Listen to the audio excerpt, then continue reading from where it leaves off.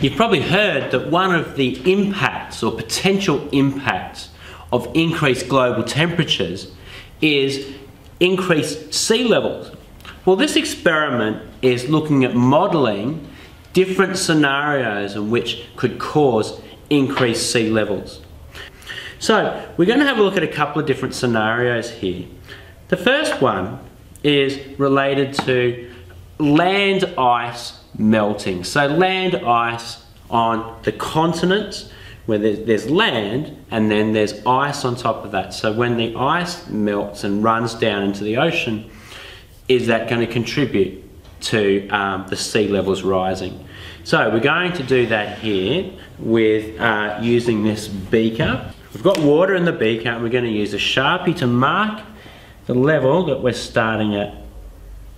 And then we're going to get some ice and put it into the funnel on the funnel stand. And we're going to set that aside and wait, because it's obviously going to take a little while to see any significant change there. The next scenario is the melting of sea ice. So icebergs. The Arctic, of course, is frozen ice or frozen water, and it's not actually on continental land. So what happens when that melts? So to do that, we're going to take another beaker, but before we use our Sharpie to mark it, we need to put our ice in. So we'll put our ice in, and we're going to mark the starting point, and we're going to check back again after the ice has melted to see what effect that has on these sea levels. The final one we're going to investigate is what happens when liquid water increases in temperature. So the seas and the oceans of the world, just simply by the temperature of the water increasing, what effect does that have? So I'm going to take a conical flask. I'm going to put water in the conical flask. Okay. Push the straw down until, I'll push the stopper down until the water comes up the straw. Okay, and that's our starting point there. And you just make a note there of that starting point. Okay, now what we're going to do is put our flask into some warmer water, and I'm going to zoom in.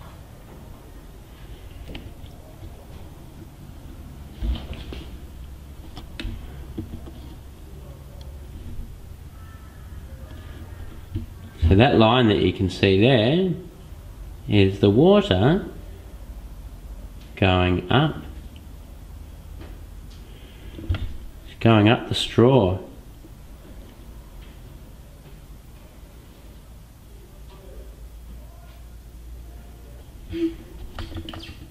Okay, and as you can see there, it's actually now gone up over the top of the straw. So we've used this hot water in the beaker to warm up the water in this conical flask. As the water has expanded, it's had nowhere to go but to go up this straw. So we've been able to demonstrate that the water has expanded. And this same thing will happen with the oceans as well.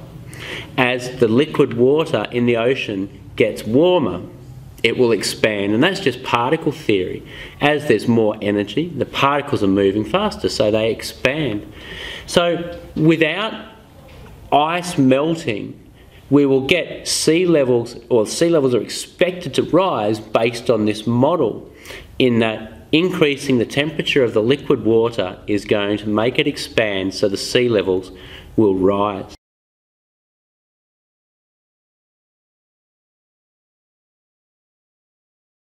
So here is our land ice melting, and as you can see, the sea level, or sorry, the level in our beaker has risen.